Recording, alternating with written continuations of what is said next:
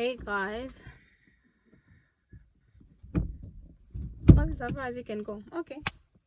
Hey guys, welcome back to my YouTube channel. My name is Blessings, and I make videos on faith and lifestyle. Okay, so I said I was gonna do 25 lessons, and then my phone. Let me tell you what my phone did. My phone, the space was full. I didn't have storage, so it cut.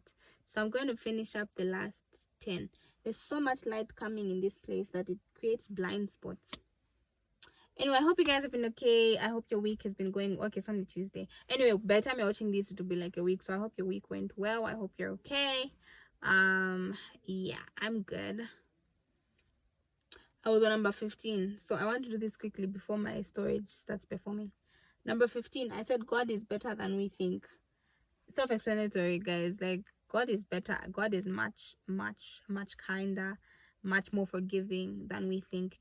And I think this comes from a place of just finding myself in maybe like a position in a situation that I feel like this is not a good look. Hey, God wouldn't approve of this. But also the fact that I never feel like, oh my God, like God has left me or God is not interested in me. Like I always feel an overwhelming love from God. I've always felt an overwhelming love from God, even when I feel like I'm not in the right place at the right time.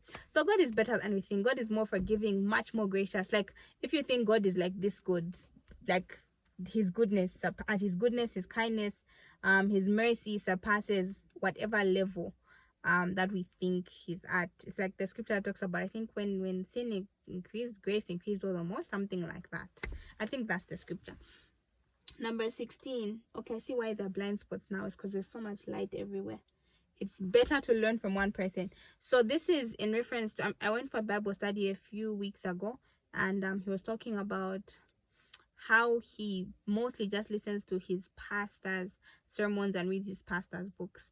And I've always been of the idea of like, you learn from this person, you learn from that person. And I think I'm not opposed to it still, but I think if you want to grow consistently spiritually, I think it's better to learn from one person, because even when you have questions, it's easier to go to that person and ask them, rather than you read this book by this person, you don't know what they mean, and you can't go and ask them, and then you're going to ask this person what this person meant, and it's like, I don't know what that person means because I'm not them.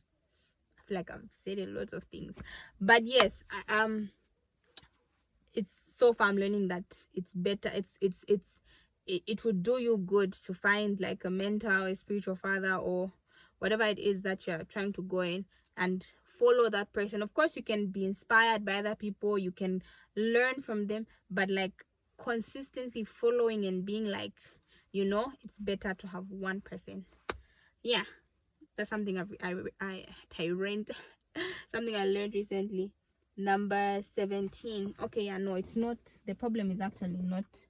The problem is the computer. It's not my eyes. Leadership is about serving. That's something I learned a long time ago, guys. I learned in university that leadership is about serving. It's not about title, it's not about walking on a stage, it's not about acknowledgement. Leadership is about serving. So when you are put in leadership, just know that you're about to serve. If you thought that, if you recently got into some form of leadership and you thought that, oh my God, this is gonna be vibes, well, it could be, but a good leader is a servant. Yeah. 18. Also, I would say it depends on what gives you satisfaction, right? If you're going to be a leader that's going to get satisfaction from I guess the people that are under you being the best version of themselves, then you're probably going to have to serve them. But if like you don't really care about that, then you can be whatever type of leader you are. But if you want to get the best out of the people that are beneath you, then you're gonna have to serve.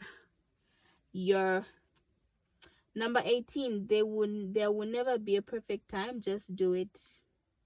Oh yeah, I think everyone knows this at this point. Even you know this, there'll never be a perfect time, baby girl. Just, if you want to be a YouTuber, just start. If you want to be a tailor, just start. If you want to be an artist, like, there'll never be a perfect time. I used to feel like I need to acquire a certain amount of knowledge to be able to like be on YouTube and tell people stuff and blah blah blah blah blah blah, blah.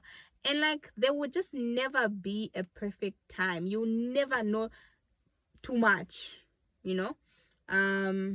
So just start where you are and learn and grow from there. There are also just look at people that there are people that you know that you could do better than, or you're more knowledgeable than, but they are making waves and they're doing great things. So if that person can do it, why can't you do it? You know what I mean?